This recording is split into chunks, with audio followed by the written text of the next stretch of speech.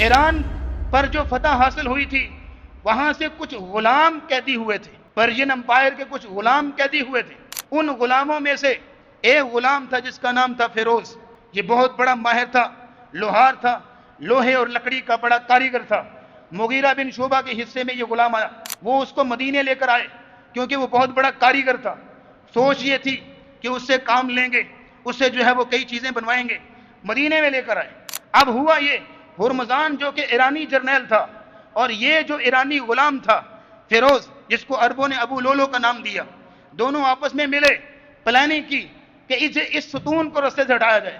امیر المومنین عمر رضی اللہ تعالیٰ کے خلاف اس نے ابو لولو فیروز نے ایک خنجر تیار کیا اور پھر ایک خاص قسم کا زہر تیار کیا، خنجر کو زہر میں ڈبویا اور پھر یہ ہے کہ امیر المومنین عمر رضی اللہ تعالیٰ کو شہید کرنے کے لیے چل پڑا۔ امیر المومنین فجر کی نماز پڑھنے کے لیے تشریف لا رہے تھے اور یہ شخص منبر کے پیچھے چھپا ہوا تھا۔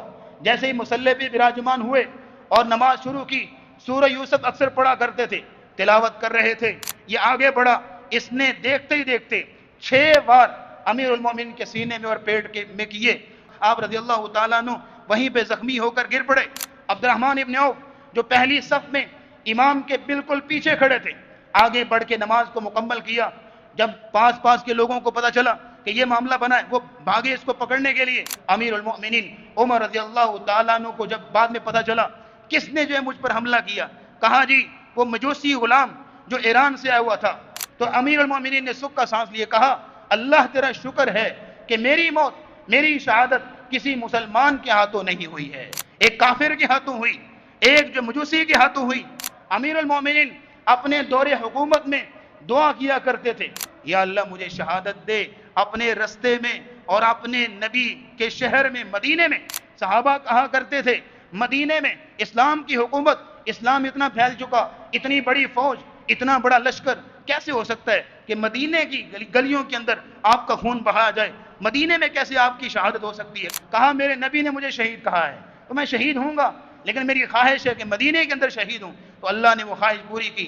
امیر المومنین کو اٹھا کے گھر لے جایا گیا، 3 دن زندگی اور موت کی کشمکش میں رہے۔